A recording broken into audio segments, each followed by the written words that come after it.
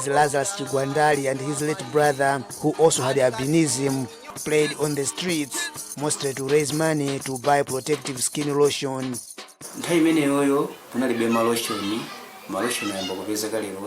In those days, it was difficult to find skin lotion that would protect us from the sun.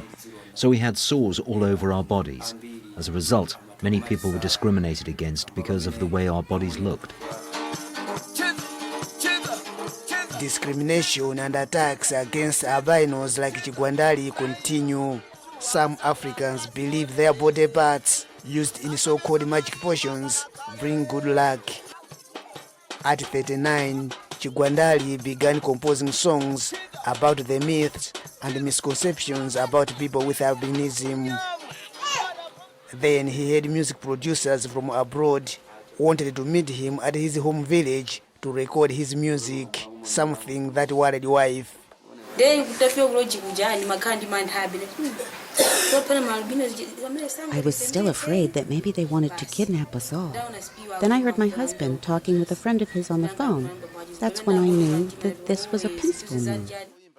The recording deal enabled Chigwandali produce a 30-track music album, Stomp on the Devil, which denounces attacks on albinos. With the challenges that people with albinism are going through in Malawi, we felt like his powerful voice can be an instrument to send the message across the world that, people born with albinism are just like anybody else.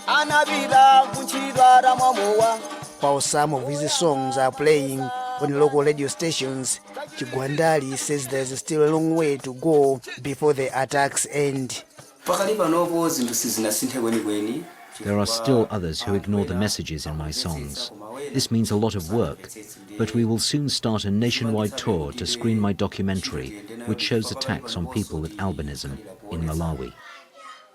But his wife worries that Chigwandali's growing fame could expose him and their two albino sons to potential attackers. To ease their concerns, Chigwandali's managers have launched a fundraising initiative to build a house for the family that will provide greater security. Lameck Masina for VOA News, Lilongwe.